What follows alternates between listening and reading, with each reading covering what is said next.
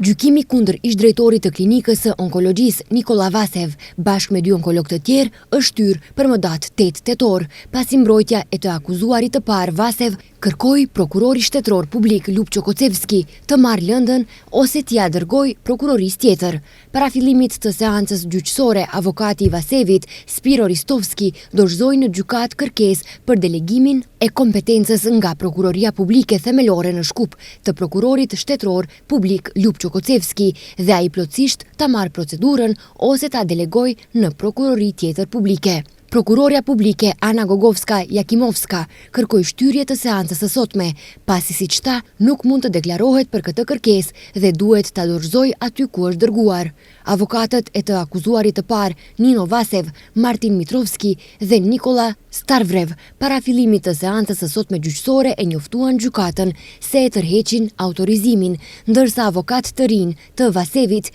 janë Delo Kadiev dhe Spiro Ristovski. Seanca e sotme gjyqësore duhet të vazhdonte me marrjen në pyetje të dëshmitarëve të propozuar nga prokuroria, të cilët një pjesë ishin ftuar sot në gjykatën themelore penale Shkup. Ish-drejtori i klinikës së onkologjisë Nikola Vasev, bashkë edhe me 2 onkologë, Simonida Crvenkovska dhe Dragan Jakimovski, të punësuar në klinikën e radioterapisë dhe onkologjisë Shkup, akuzohen për mjekim të pandërgjegjshëm të pacientëve. Procedura filloi kundër edhe një onkologe, e akuzuara e dytë, Meri Peshevska, e cila e pranoi fajin para gjykatës, pas çka gjykata e dënoi me kusht me 2 vjet.